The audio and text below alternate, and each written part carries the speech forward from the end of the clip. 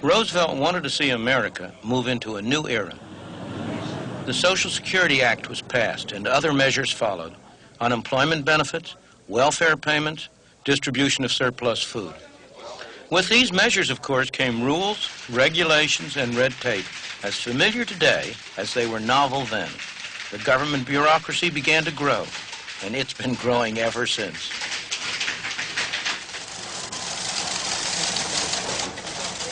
This is just a small part of the Social Security empire today. Their headquarters in Baltimore has 16 rooms this size. All these people are dispensing our money with the best possible intentions. But at what cost? In the 50 years since the Albany meetings, we have given government more and more control over our lives and our income. In New York State alone, these government buildings house 11,000 bureaucrats, administering government programs that cost New York taxpayers $22 billion. At the federal level, the Department of Health, Education, and Welfare alone has a budget larger than any government in the world, except only Russia and the United States. Yet these government measures often do not help the people they are supposed to. It's all right. Richard Brown's daughter, Halima, needs constant medical attention. She has a throat defect and has to be connected to a breathing machine so that she'll survive the nights. It's expensive treatment, and you might expect the family to qualify for a Medicaid grant. No, I don't get it, because I'm not eligible for it. I make a few dollars too much, and the salary that I make, I can't afford to really live and save anything. That's out of the question. And I mean, we live from payday to payday. I mean, literally from payday to payday. The struggle isn't made any easier by the fact that Mr. Brown knows that if he gave up his job as an orderly at the Harlem Hospital, he would qualify for a government handout, and he'd be better off financially. Hello, Miss Davies. Mr. Brown, do me a favor, please. There's a section patient. It's a terrible pressure on him, but he's proud of the work that he does here, and he's strong enough to resist the pressure. Mr. Brown, and you're fully dilated, so I'm here to take you to the delivery room. Try not to push, please, because you want to have a nice, sterile delivery. Okay. Mr. Brown has found out the hard way that welfare programs destroy an individual's independence. We have considered welfare. We went to see if I'd apply for welfare, but we were told that we were only eligible for $5 a month. And to receive this $5, we would have to cash in our son's savings bonds, and that's not even worth it. I don't believe in something for nothing anyway. I think a lot of people are capable of working and are willing to work, but it's just the way it's set up. The mother and the children are better off if the husband isn't working or if the husband isn't there. And this breaks up so many poor families. One of the saddest things is that many of the children whose parents are on welfare will, in their turn, end up in the welfare trap when they grow up. In this public housing project in the Bronx, New York, 3/4 of the families are now receiving welfare payments. Well, Mr. Brown wanted to keep away from this kind of thing for a very good reason. The people who get on welfare lose their human independence and feeling of dignity. They become subject to the dictates and whims of their welfare supervisor, who can tell them whether they can live here or there, whether they may put in a telephone, what they may do with their lives. They're treated like children, not like responsible adults. And they're trapped in the system.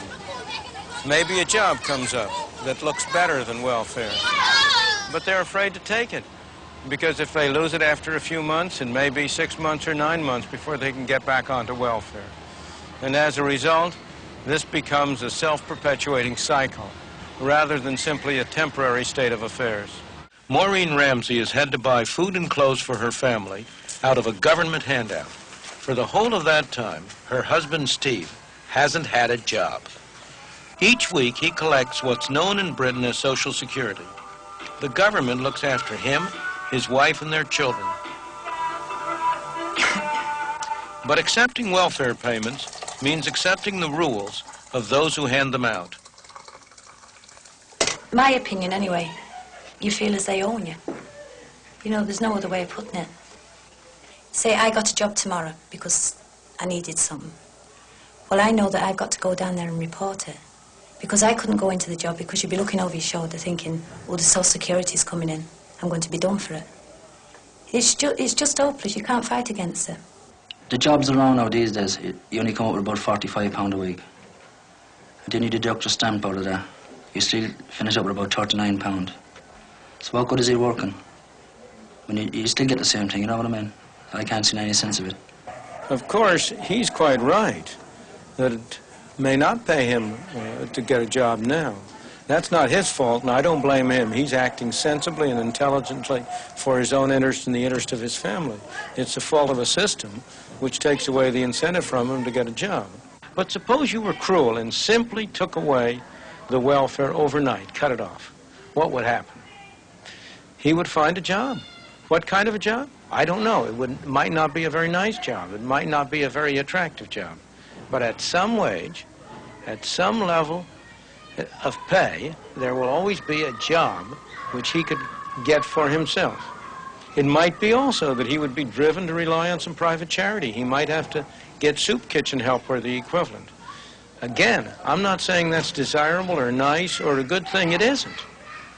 But as a matter of actual fact as to what would happen, there is little doubt that he would find some way to earn a living. The American government is trying to break the welfare trap. These people were unemployed. They're now being trained at the taxpayer's expense. It may or may not lead to a real job. The officials of the Department of Health, Education, and Welfare are dedicated people. Their motives are good.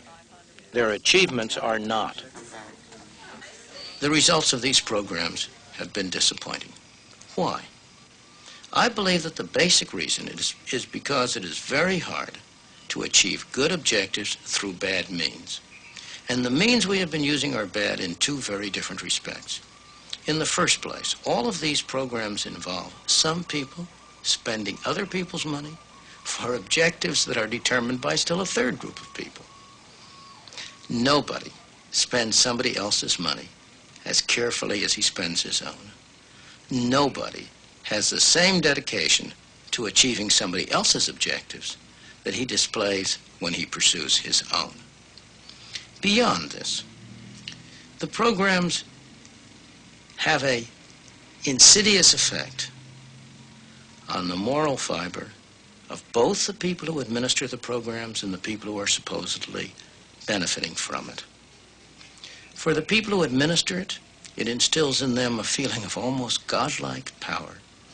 For the people who are supposedly benefiting, it instills a feeling of childlike dependence. Their capacity for personal decision-making atrophies. The result is that the programs involve a misuse of money. They do not achieve the objectives which it was their intention to achieve. But far more important than this, they tend to rot away the very fabric that holds a decent society together.